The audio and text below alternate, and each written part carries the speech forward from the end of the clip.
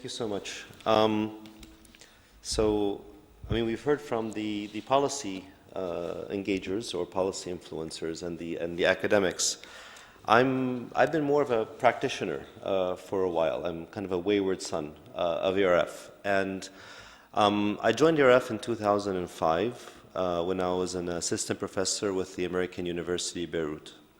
And I started engaging in the meetings, and it was a really wonderful experience. I left less than 2 years afterwards to join the Syria Trust for Development, which was an NGO working in Syria as director of research. And a lot of my time there was it was a very exciting time, probably the best 5 years of my life before things kind of fell apart.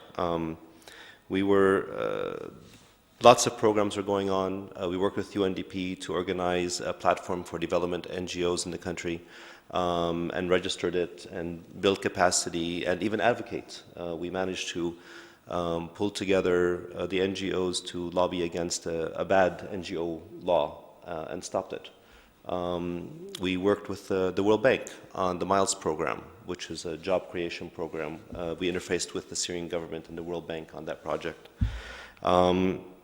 We worked with the private sector and ran the Global Entrepreneurship Monitor in Syria for the first time with funding from RDRC and worked with them on a ICT 4D project. We drafted an... We really want to hear about your future plans. Oh, okay. Well, I was going to try to link... And how ERF should be helping Syria. Getting to the... Oh, well, let me just this is heading in this direction. So during this time, actually, ERF was very important. So, for example, we were doing lots of light impact evaluations. Research we were producing was presented at ERF. We got feedback. We went back to the projects. We managed to kind of improve the way we were doing business as a result. Research I did at ERF included working on the project with Tahir Kanaan and Yasmin Fahim, Access and Equity in Higher Education. I was reviewing that document and other research that I worked on during ERF. A lot of the findings from that actually then translated into the documents we engaged with the Syrian policymakers, Abdullah Dardari's group as the Deputy Prime Minister for Economic Affairs, and fed back into our projects. Some of the projects actually then became grant applications. So we applied for a grant from the World Bank, the Japan Social Development Fund, and won and got it. Again, but that was all with input from various engagements with the ERF. So I wanted to emphasize the importance that ERF played for me during this time when I was working for an NGO. 2011, things got dicey in Syria. We were the focal point for an organization called Silitech, which was based in Qatar and did youth employment programming and helped young people start a business. And Tariq Youssef had just gone and became the CEO, and we met and said, okay, it's not good over there. We want you to come to Doha and do some work, what you were doing there, but on a regional level. And within that capacity, we actually worked with the ERF at a project, and the voice of the pulse of the Arab Street with the Shaq Diwan, and got to share some of the Gallup data that Silitech had accumulated over the years. And not only that, one of the key lessons of ERF, which is the importance of making data available, was something that we all took to heart as affiliates of ERF. And so all the projects that we engaged with in terms of, Silitech was a foundation that had funding, so it would fund surveys. We'll support the World Values Survey, which ERF supported, and other surveys. We'd write into it the fact that that survey had to be made public or to be able to be shared and used elsewhere. And that was part of the values that ERF instilled in its affiliates as they went off and worked in these places. So coming back to the future of Syria, I'm now with Brookings, and the first project I'm engaged with now with the ERF is with Samir Maqdisi on conflict and stability and post-conflict reconstruction in these conflict Arab states in Syria. So I'm back into the fold more officially, and it's one of those very, very difficult, it's one of the most difficult research projects I've been involved in, because, not just because it's personal, but it's thinking through the future of post-conflict development.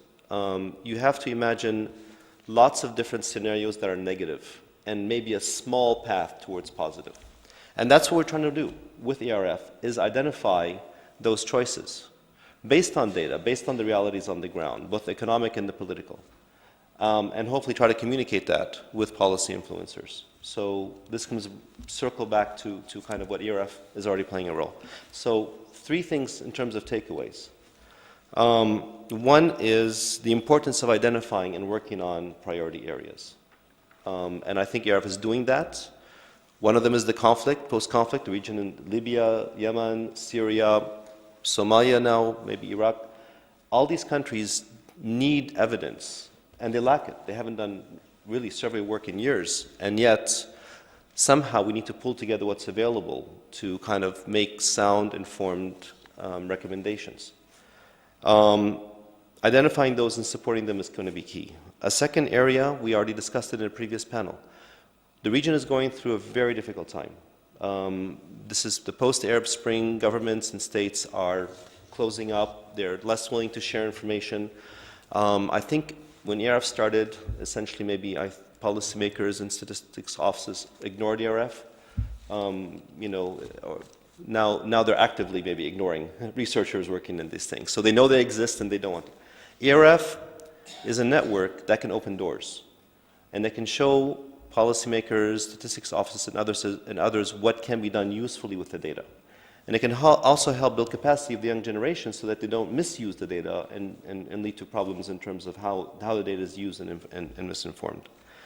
The final point, and the most important point in terms of the future, is, when I wrote about ERF, the first words I used was community, family. The sentence was basically, this is let me actually read it.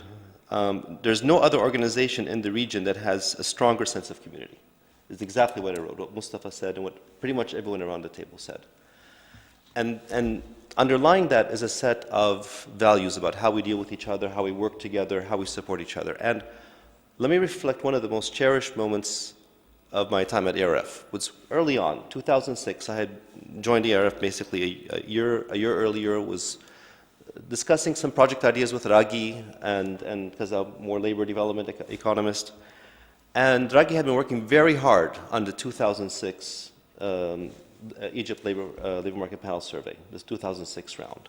Day and night, pulling it all together, getting the funding, working on the team, cleaning the data. And I had known he was working on the data and the cleaning process. I think the week the data had been cleaned, suddenly in my inbox was the data. He had emailed it to all his collaborators and potential collaborators after putting all that hard work and effort into it. I can't think of any other organization that has that kind of a value and sense of community that basically says, okay, now go do some work. And somehow retaining that in the next 25 years, I think, is what's going to make ERF a wonderful organization. Thank you.